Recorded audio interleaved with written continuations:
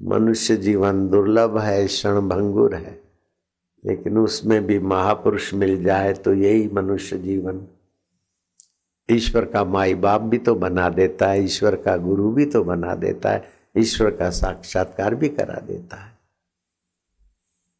भगवान कृष्ण ने कहा मनुष्य अपने आप का मित्र है। अगर संयमी और सतगुरु के शरण जाता है तो अपने आप का मित्र है।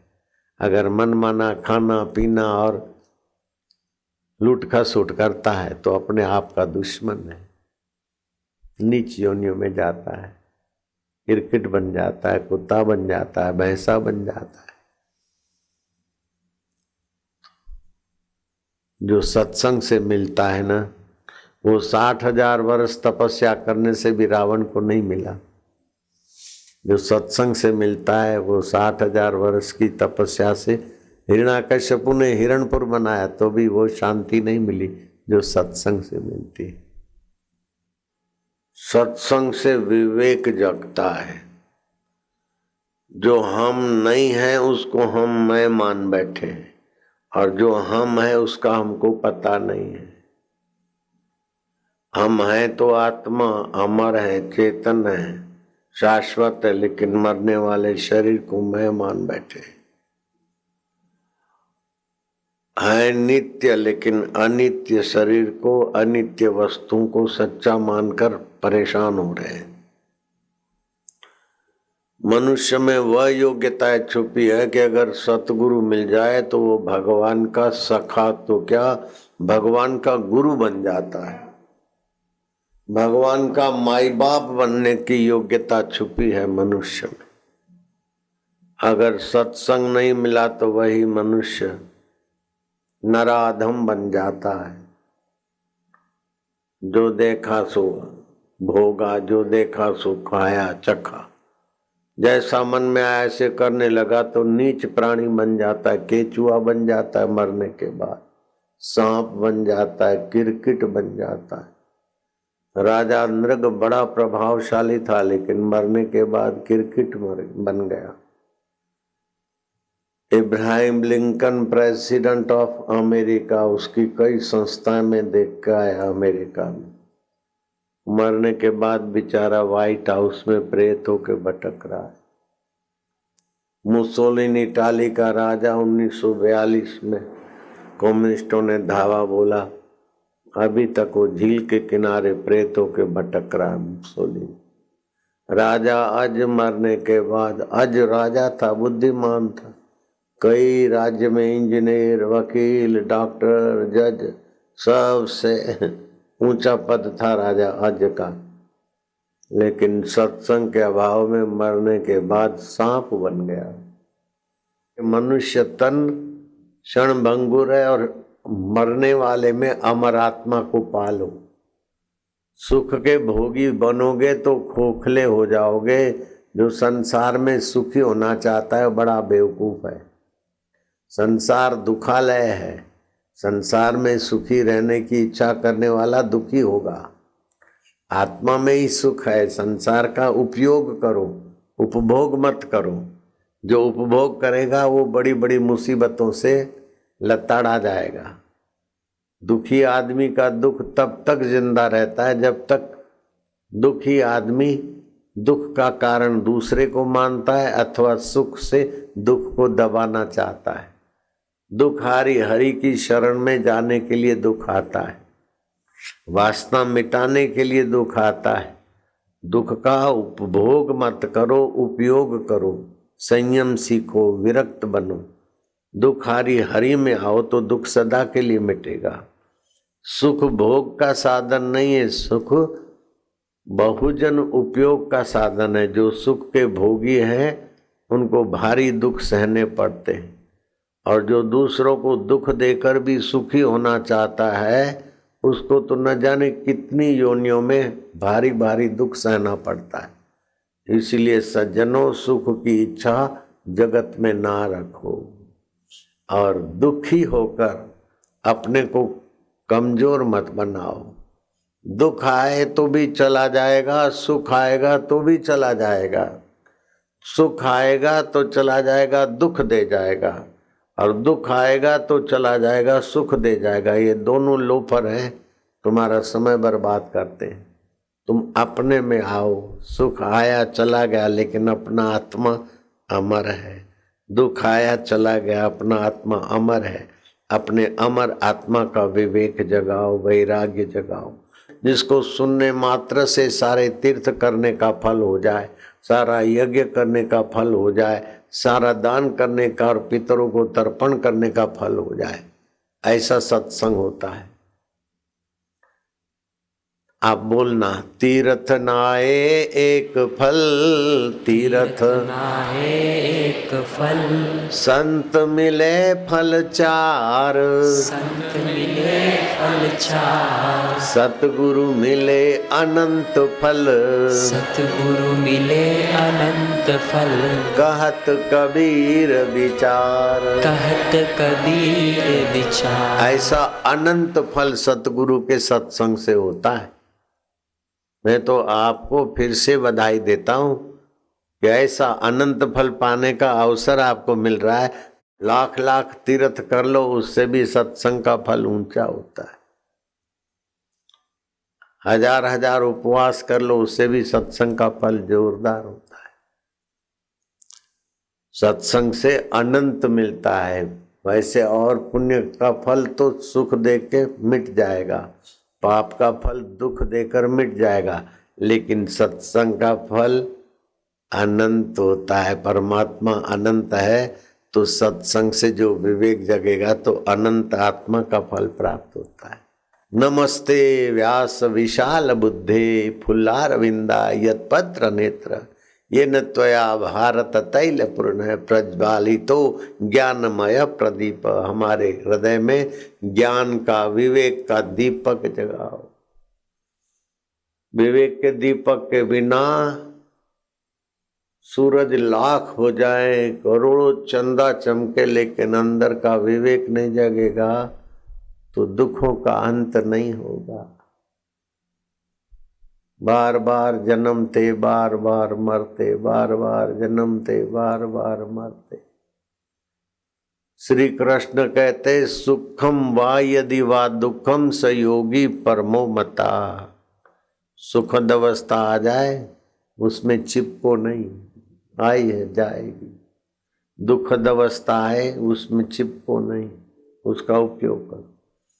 और जिससे तुम कभी अलग नहीं हो सकते, उस आत्म परमात्मा की स्मृति करो। गीता में अर्जुन के साथ ही थे श्री कृष्ण, फिर भी अर्जुन का दुख नहीं मिटा। जब सत्संग सुना तो अर्जुन कहता, नष्टो मोह स्मृति लब्धवा। अपने आत्मा का वैभव का सुमरण आ गया। भगवान साथ में, फिर भी सत्संग की जरूरत है। भगवान भला चाहते, फिर भी सत्संग चाहिए।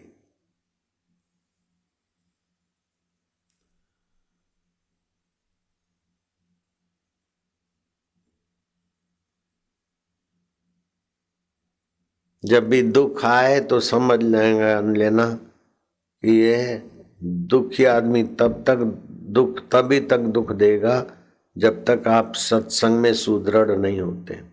सत्संग बताता है कि तुम सत्य स्वरूप हो, दुख मिथ्या है, आने जाने वाला है। तुम सत्य स्वरूप हो, सुख मिथ्या है, आने जाने वाला है। जो मूर्ख बच्चे होते ना, जरा सा खिलौनों में सुखी हो जाते, और जरा सा खिलौने चॉकलेट छीन लो तो रोते। ऐसे ही मूर्ख मत बनना कि जरा सा संसार की सुविधा है तो बाँछें खिल गई, असुविधा हुई तो सुकड़ गए, जरा सा वाहवाही आई तो फूल गए, जरा सा निंदा आई तो सुकड़ गए। अरे लीलाशाह बापू का प्रसाद है, करोड़ों रुपया खर्च करके निंदा करने वाले उल्टे हो गए, टंग गए तो भी बाल बांका नहीं हुआ। ऐसा बापू का जीवन सत्संग।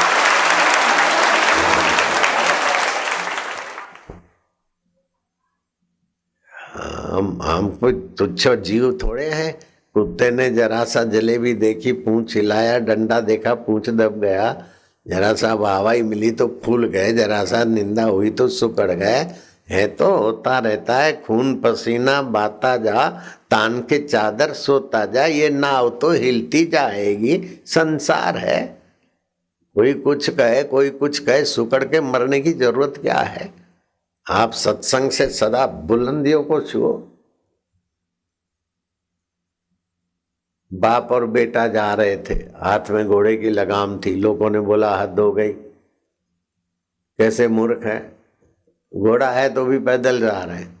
बाप बैठा, आगे गए तो लोगों ने कहा हद हो गई, अभी तक वो घोड़े पे बैठने का शौक नहीं गया, छोरा बेचारा पैदल जा रहा है और ये बैठा है। बाप को शर्म आई, उतरा, छोरा बैठा। लोगों ने कहा हद हो गई, हद। जवान छोरा तो पाड़े जैसा घोड़े पे बैठा है और डोकरा बेचारा पैदल जा रहा है। छोरे ने कहा बाप थे आओ भेड़ा। वो दोनों बैठ गए।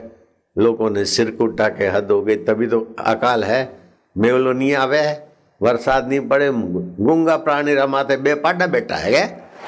हो हद हो गई। अब वो खाली घोड़ा ले जाते तो भी लोग टोकते, छोरा बैठता है तो भी लोग टोकते, बाप बैठता है तो भी लोग टोकते, डबल सवारी बैठते तो भी लोग टोकते। अब क्या करे, एक उपाय है, दोनों मिलके घोड़े को सिर पे उठा के ले जाए। अरे तो और टोकेंगे, जिसको बकना है तो बकेंगे। आप अपने तरफ से बुरा काम नहीं करो, फिर कोई ऐसा ही बुराई करता है, निंदा करता है, अफवाहें करता है, आरोप करता है तो बक बक के थक जाएगा। आप अपना हौसला बुलंद रखो, अपने चित्त को दुखी होने से बचाओ, अपने चित्त को सुखी होने से बचाओ। भगवान बड़े हितैषी है, जो भी करते हो वाह प्रभु वाह।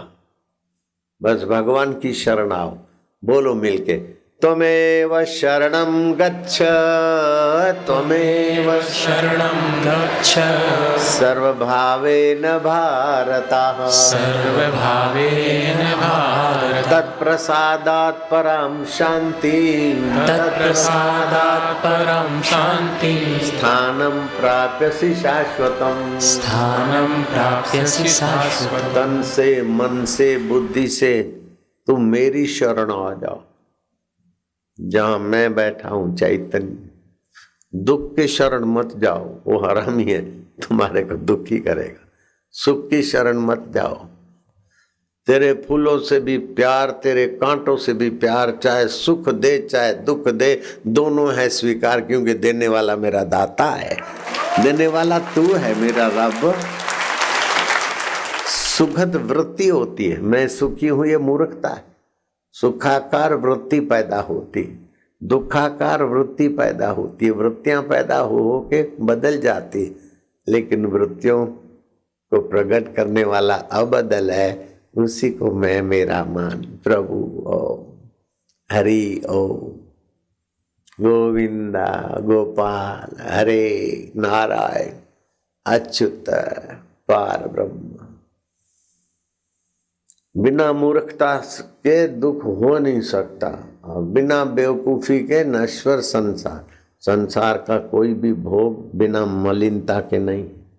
इतना भी सुंदरी हो, सुंदरे हो, बड़े प्यार करते हो, लेकिन मलिनता के सिवाय सुख नहीं मिलेगा। मूत्रेंद्रियों से सुख ले रहे, मलिनता है। नाक सुंदर है, ऊपर करके देख क्या भरा है। अब तुमको मैं बात बताऊंगा, आपको हंसी आएगी। अमेरिका में एक बड़ा धनाढ्य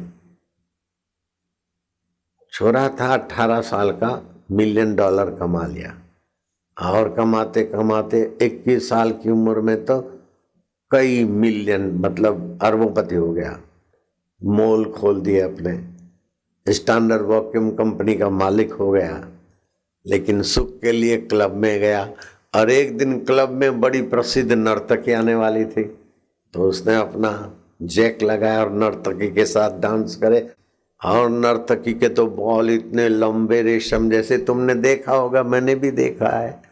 वो शैम्पू की जो एडवर्टाइज करती ना, तो यूं घुमाती, हम यूं घुमाती, साबुन के, मानो वही सुख है, लेकिन होता है नकली। वो सब नकली पहना हुआ होता है। ओ नर्तकी तो यूं करे बाल आए है और यूं तिरछी नजर डाले और हंसे तो दांत ऐसे क्या है। गॉड ने क्या है, हीरो की कतार तो नहीं रची, दांत ऐसे चमचमाते। उसके दांत देखे, उसके नाच देखे, उसके बाल यूं देखे, वो तो लट्टू हो गया। अभी भी ऐसा कोई देखे तो इधर भी लट्टू होने वाले मिल जाएंगे। बातचीत में नाचते नाचते जब थोड़ा रेस्टोरेंट में खाने पीने बैठे, I am very happy, I like you, उसके ऑल्सो आई लाइक यू, कुल मिला के आपस में लवर लवरी हो गए। और कल अपन शादी करेंगे, पत्नी तो है लेकिन अब दूसरी शादी करेंगे, लव मैरिज करेंगे एक्स्ट्रा। रात्रि को 2:30-3 बजे तक नाचते गाते थके, जब घर जाने वाले थे तो मेरा हाउस तो बहुत दूर है, 40 mile far away. You where are you living? Just here, second exit, maybe 2.5 miles. You come with me? Okay, I love you. उसकी कार में बैठ गया। सुबह तो शादी करनी थी महबूबा से। अब महाराज वो महबूबा बेचारी नाच के मेकअप उतारा, यूं उतारा तो लंबे बालों का जो नकली खोपा था तो 2.5 इंच और चौकट निकाल के गिलास में डाली। वो तो आदमी गया, अरे कहाँ जा रहे, सुबह तो मैरिज करना, बोले नो। और जब नकली बालों का खोपा उतारा और चौकट निकाली, उसमें भाई ने दत्त तेरे के बोले भाग कर। असली भी हो तभी भी हुस्न पर नाज न करो, हुस्न ढल जाएगा।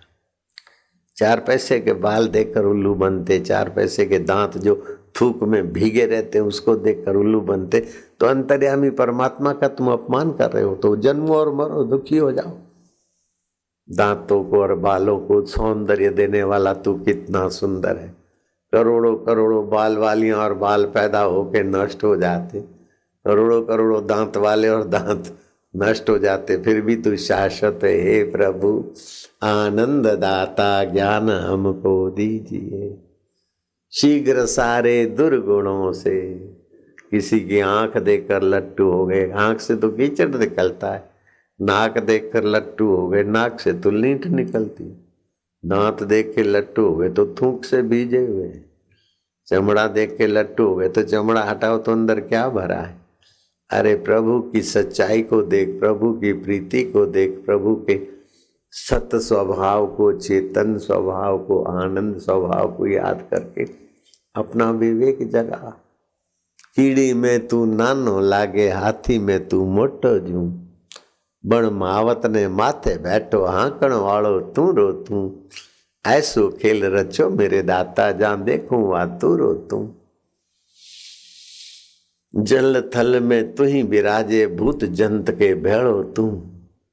ले चोरी ले झोली ने मांगन लाग्यो, देवा वालो दाता तू। झोली लेके मांग रहा है, उसी में भी तेरी चेतना है। और ले जा भाई, ये देवा वालो दाता तू। ऐसो खेल रचो मेरे दाता, जहां देखूं वहां तू को तू। भगवान की स्मृति करो। भगवान भरण पोषण की सत्ता, गमनागमन की सत्ता, वाणी की सत्ता, और सब मिट जाए फिर भी जिसके साथ हमारा संबंध नहीं मिटता, वो भगवान का ज्ञान पालो। राजा परीक्षित ने सुखदेव जी को सोने की चौखट में चरण धुलाकर पूजा करके प्रार्थना किया, हाथ जोड़े। राजा कुछ पूछना चाहता है? जी महाराज, आज्ञा हो तो पूछो। तो परीक्षित कहते हैं कि मनुष्य को जीवन काल में क्या जान लेना चाहिए और मौत नजीक आ जाए तो क्या करना चाहिए। सुखदेव जी ने कहा, राजन तुम धन्य हो। ऐसा सवाल पूछा है कि दुनिया के सभी विश्व के मानव का भला हो। तस्मात् सर्वात्मन राजन हरि अभिधीयते श्रोतव्य कीर्तितव्य से सुमृतव्यो भगवद नृणाम। भगवान के विषय का ज्ञान पा लेना चाहिए। दुनियादारी के पेट भरने के विषय में तो मर गए, सर्टिफिकेट ले लेके तो खप गए, लेकिन अपने आत्मा का ज्ञान नहीं। कभी न छूटे पिंड दुखों से जिसे आत्मा का ज्ञान नहीं। मनुष्य को जीवन काल में आत्मा का ज्ञान पा लेना चाहिए और उसी का महिमा, उसी की सत्ता, उसकी स्मृति, उसी के आनंद में रसमय हो जाना चाहिए। और मृत्यु आए तो सब और से मन को हटाकर उसी आत्मा में मैं बुद्धि स्थापित करके मुक्त हो जाना चाहिए। दो ही काम करने हैं, अनासक्ति और एकाग्रता। सारी चालबाजियां छोड़ दो, खाली एकाग्र त्राटक करके एकाग्र और अनासक्ति, आसक्ति रहित। बाहर सुख ढूंढा तो तुम्हारी खैर नहीं, और भीतर सुख लिया तो तुम्हारी जय जयकार होने को कोई रोक नहीं सकता। रोज थोड़ा ध्यान करो, भगवत सुख लो, भगवत आनंद लो, भगवत प्रेरणा लो, भगवत माधुर्य लो। रात को सोते समय भगवत सुख में सो जाओ। मूर्ख लोग तो काम विकार की भावना से सोते, फिर आधराती को काम के चक्कर में आते। अभी तो साबित हो गया कि रात को 1 से 3 के बीच जो जगते हैं उनकी बुद्धि मारी जाती। देखो ट्रक ड्राइवरों को, कोई ट्रक ड्राइवर का जयपुर में बताओ बड़ा कोई कोठी हो तो, बड़ा मकान अथवा बड़ी गाड़ी नहीं होगी। रात को जगते न, 11 से 3 के बीच जागना स्वास्थ्य के लिए, बुद्धि के लिए, नेत्र ज्योति के लिए, निद्रा के लिए नुकसानकारक। जो रात को 11 से 3 के बीच जागृत जगते हैं, चाहे काम विकार के लिए, किसी के लिए, उनको अनिद्रा की बीमारी हो जाती, बुद्धि दब्बू हो जाती। 11 से 1 जीवनी शक्ति के नई कोशिकाएं बनती है, आदमी जवान बना रहे हैं। तो 11 के बाद जो जगते हैं वो जवान बूढ़े जैसे हो जाएंगे, और 1 से 3 के बीच जगेंगे तो लीवर कमजोर हो जाएगा, नेत्र ज्योति कमजोर हो जाएगी, बच्चों को भी चश्मे। अरे बाप 74 साल का बिना चश्मे के, और बच्चों के बच्चे चश्मे वाले रहते, तब बुढ़ियां बुढ़े। इसीलिए सत्संग सुनने को जब आते हैं तो एक एक कदम चल के आते, तो एक एक यज्ञ का फल होता है। सुनते तो भक्ति योग का मीटर चालू हो जाता है, विचार करते तो ज्ञान योग, और फिर सामूहिक जब कीर्तन और ध्यान करते हैं तो कहना ही क्या। शिव जी कहते धन्या माता पिता धन्यो गोत्रम धन्यम कुलोद्भव धन्या च वसुधा देवी यत्र स्यात् गुरु भक्तत। हे पार्वती, उनकी माताएं धन्य हैं।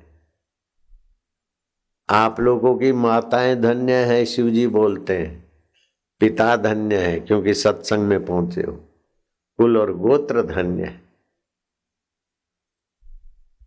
बोलना तुम, धन्या माता पिता धन्यो, धन्या माता पिता धन्यो, गोत्रम धन्यम कुलोद्भव, गोत्रम धन्यम कुलोद्भव, धन्या च वसुधा देवी, धन्या च वसुधा देवी, यत्र स्यात् गुरु भक्ततः, यत्र स्यात् गुरु भक्ततः।